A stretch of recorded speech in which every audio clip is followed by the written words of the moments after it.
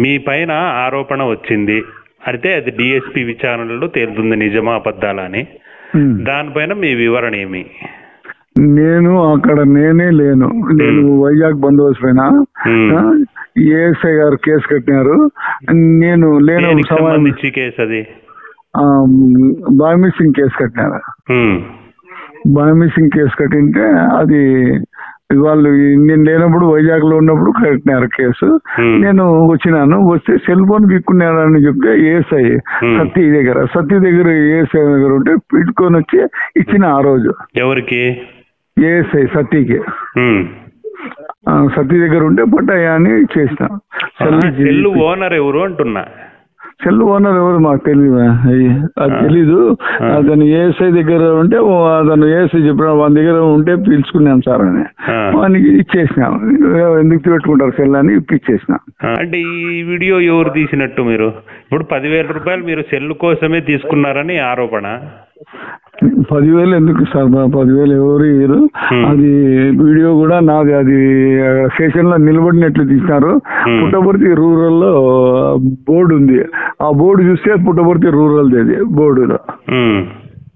Puttaparthi rural police station లో బోర్డులో అది బోర్డు వచ్చి పుట్టపర్తి. నేను ఉండేది నల్లమడలో. అదంతా ఫాల్స్. అది అంటే గతంలో మీరు పుట్టపర్తి రూరల్ లో పనిచేశారు, అది ఆ వీడియో అంటారా? అదే వీడియో. అది బోర్డు చూస్తే తెలిసిపోతుంది. అది బోర్డు ఇప్పుడు కూడా పోలీస్ స్టేషన్ లో ఉంది. ఆ బోర్డు చూస్తే తెలిసిపోతుంది.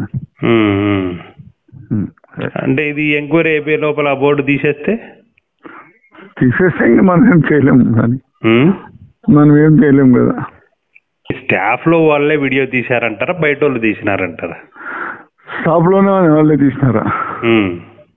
అక్కడ నేను నల్లమల్ల పనిచేస్తా అంటే అది ఎప్పుడుదో పాత వీడియో. అది నేను శుక్రవారం లీవ్ లో పోయినా, ఈ రోజు సోమవారం వచ్చిన. మీకు మీ వీడియో తీసి మిమ్మల్ని బదనాం చేయాల్సినంత కక్ష ఏమి వాళ్ళకి మిగతా స్టాఫ్ కి? అతను నేను బందోబస్తు కుప్పం బందోబస్తు పోవని చెప్తే పోకుండా అతని ఏఎస్ఐ 144 2090 అతను పోతే ప్రెస్ మీట్ ఇస్తా, నేను TV9కి ఇస్తా, నేను అది చేస్తా ఇది చేస్తా, నీ మీద నేను ఇది చేస్తానని చెప్తే నాకు ఆపరేషన్ అయింది అది అయింది అంటే నేను సీఏ గారికి చెప్పిన. ఏమని ఇట్లా అరుస్తా అంటారు సార్ అతను, కాబట్టి అతన్ని ఫోన్ అంటున్నాడు అంటే నేను ఒక్కడనేనా అది అన్నాడు. టర్న్ వచ్చింది నీకు పోవయా అంటే అతను రెక్లెస్ గా మాట్లాడినాడు. అదే మాట నేను సీఏ గారికి చెప్పిన. సీఏ గారితో మాట్లాడినాడు. మళ్ళీ సీఏ గారు నాతో మాట్లాడినారు. మాట్లాడితే ఏమయ్యాది వాడిని చూడకూడదా అంటే అదే టర్న్ వస్తుందని పంపించాం సార్.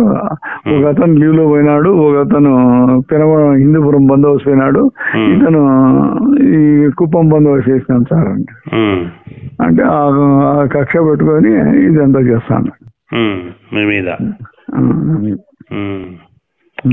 ఇప్పుడు మీకు విఆర్ పంపించారా? విఆర్ పంపిస్తారు. ఎంక్వైరీ ఏం లేదు, విఆర్కి ఏదో పంపించారు. ఎన్ని రోజుల మీరు స్టేషన్కి వచ్చి? 3 నెలలు. 3 నెలలేనా? 3 నెలలు.